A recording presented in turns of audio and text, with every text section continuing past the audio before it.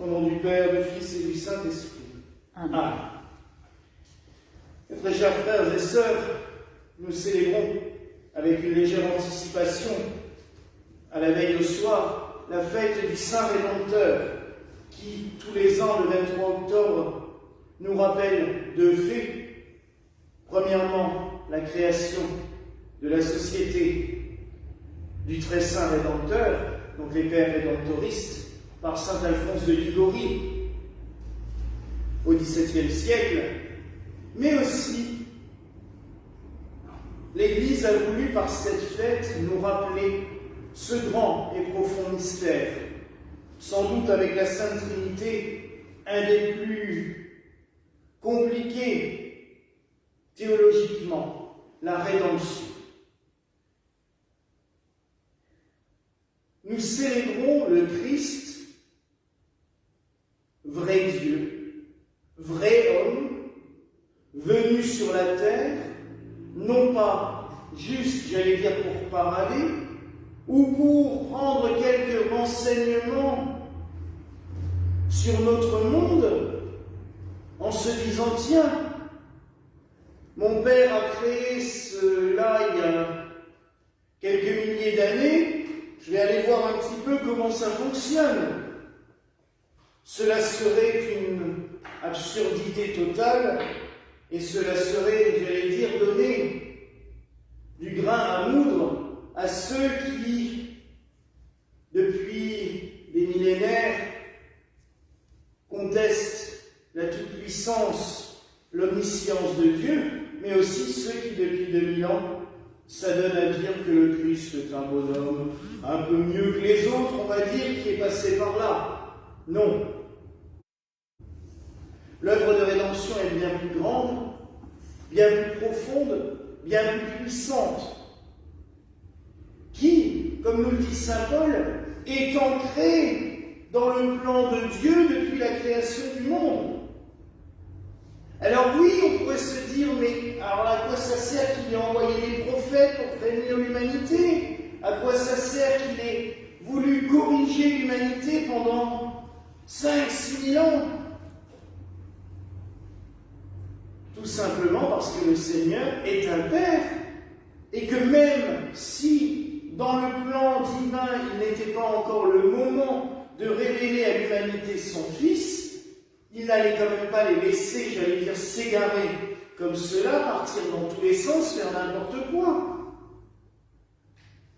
Régulièrement, il a envoyé les prophètes pour nous dire « Halte, ne partez pas dans cette voie, c'est une impasse, elle ne sert à rien, vous allez mourir. »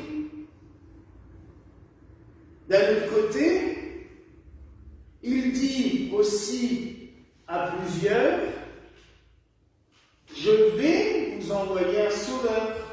C'est bien donc que cela était préparé de longue date. Puis vient le temps de l'incarnation du Sauveur, de sa maturation dans le sein de Marie pendant 9 mois, de la nativité, de sa vie parmi les hommes, de sa vie publique, où il se révèle comme fils du Père, où il nous révèle comment mieux connaître le Père en passant par lui, où il nous révèle toute la gloire et la splendeur des cieux de son vivant. Il nous révèle aussi qu'il va nous sauver, qu'il est là pour cela, qu'il est là pour qu'après ce temps bien incertain, il va réconcilier la création avec son Créateur. Il va nous conduire au Père. J'allais même dire qu'il va nous réintégrer dans la divinité, car c'est cela la rédemption. Le Christ nous le dit, comme Moïse a élevé le serpent dans le désert pour guérir les malades, le Christ, le Fils de l'homme, doit être élevé afin de ramener à lui tous ceux et celles qui sont égarés. Et c'est le mystère de la croix. Le Christ est élevé sur la croix pour nous apporter cette rédemption, ce salut. Mais cette rédemption, c'est quoi? Juste nous pardonner nos péchés? C'est pas suffisant. Non. Il nous réconcilie avec le Créateur, il nous réintègre, il nous rachète à grand prix, comme le disent les Écritures. Il vient, et par sa mort sur la croix et sa résurrection, il vient racheter chacun l'un après l'autre, un à un, personne par personne. C'est énorme. C'est même inimaginable ce mystère. Un à un, il vient nous prendre pour nous conduire en Dieu, même pas vers Dieu, en Dieu. Il nous réintègre dans la divinité, car nous en faisons partie. Ce matin, j'ai vu qu'à Rome, on célèbre le 23, le jour de la fête du Saint-Rédempteur, un tableau assez particulier, le Nazaréen, dans l'église de la Trinité des Pèlerins. C'est une église qui actuellement célèbre le rite traditionnel, et j'allais dire on a de la chance, parce que c'est une communauté francophone qui la gère, et du coup ils publient différents articles sur ce qui se passe dans leur communauté. Et ils mettent le tableau du Nazaréen ce matin. Et ce tableau, c'est le Christ, ex homo, donc comme celui qui est à côté de moi ici, vêtu de rouge, la tunique de dérision, de la couronne d'épines, mais sur lui, il porte le scapulaire des Pères Trinitaires, l'église de la Trinité des Pèlerins. Les Pères Trinitaires ont un scapulaire avec une croix rouge et bleue, symbole du sang et de l'eau qui ont coulé du cœur de Jésus, donc l'œuvre même de la rédemption sur la croix. Mais ça nous rappelle aussi que ces Pères Trinitaires avaient pour vocation à l'origine d'aller racheter les captifs. Ils traversaient l'océan, ils allaient en pays barbaresque, comme on appelait ça, rien à voir avec le Barbaricum d'Astérix qui est sorti hier, mais c'est vrai que ça rappelle ça, puisque toutes les terres inconnues, on a toujours appelé ça les terres barbares, les barbaresques. Là, en l'occurrence, c'était plutôt le Maghreb, puisque l'Algérie, par exemple, telle que nous la connaissons, n'a été nommée comme telle que par les Français en 1850. Avant, c'était les barbaresques. Et donc, forcément, régulièrement, les chrétiens se faisaient emprisonner là-bas et on pouvait obtenir leur libération par une rançon. L'argent a toujours été le nerf de la guerre pour tout. Et les Pères Trinitaires quêtaient dans l'Europe entière pour récolter des fonds pour aller racheter les prisonniers. Et c'est ce que fait le Christ. Et c'est pour ça que j'ai trouvé très belle cette icône de voir le Christ assimilé à ses pères qui partaient et qui, un par un, rachetaient les prisonniers. Et le Christ, c'est ce qu'il fait.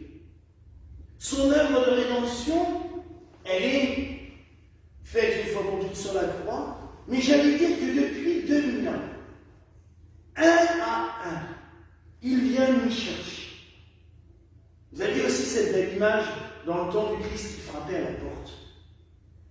Un à un, il vient frapper à notre porte. Un à un, il vient ouvrir nos verrous quand la porte est verrouillée parce que nous sommes emprisonnés dans nos vies, dans notre matérialisme, dans nos propres prisons. Et il vient, il ouvre les verrous, il casse la porte, comme il casse les portes du tombeau au matin de Pâques. On le voit avec les icônes orthodoxes, on voit les portes voler en éclats, les portes du tombeau. Et il nous prend par la main, comme il le fait sur les mêmes icônes orthodoxes de la résurrection avec Adam et Ève. On les voit, il les tire du tombeau. Et bien il fait ça, il vient. Il ouvre nos prisons, il casse les portes. Il nous prend par la main, un par un, pour nous ramener dans la Jérusalem céleste. Tout simplement dans le royaume de Dieu, dans la divinité. Le Christ vient pour réconcilier la créature avec son Créateur. Et c'est vraiment le plan divin. Dieu nous a créés, il nous laisse vivre, il nous laisse libres, la sainte liberté des enfants de Dieu, mais il nous envoie son Fils. Après, nous avons toujours cette liberté de refuser la main qui nous est tendue. Et malheureusement, certains le font.